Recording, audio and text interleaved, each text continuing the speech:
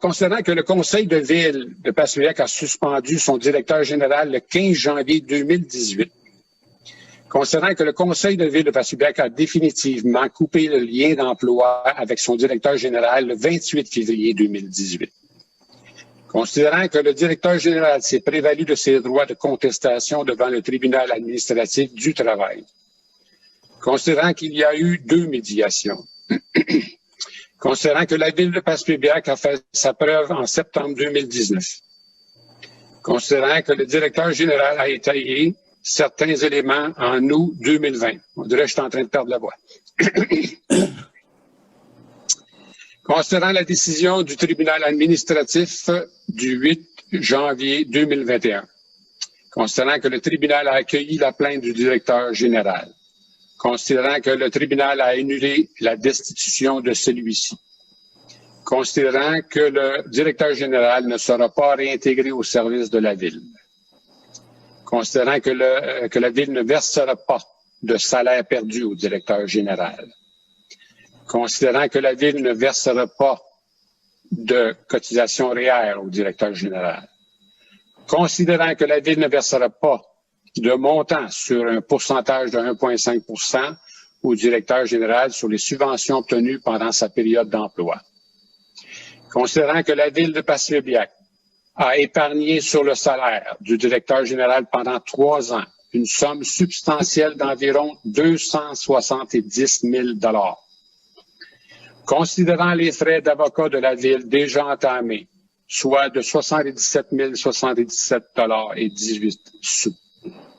Considérant la décision du tribunal administratif du travail du 8 janvier 2021 que la ville verse un montant total de 250 312 $, taxes incluses au directeur général,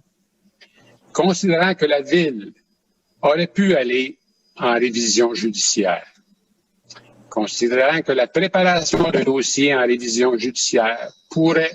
représenter plusieurs dizaines de milliers de dollars, considérant que la révision judiciaire elle-même pourrait représenter plusieurs dizaines de milliers de dollars en frais supplémentaires, considérant tous les autres frais inhérents à ce dossier et à une révision judiciaire, considérant que la Ville peut mettre fin à ce litige, et là, il serait proposé et appuyé par d'autoriser le maire et le directeur général de régler définitivement le dossier CQ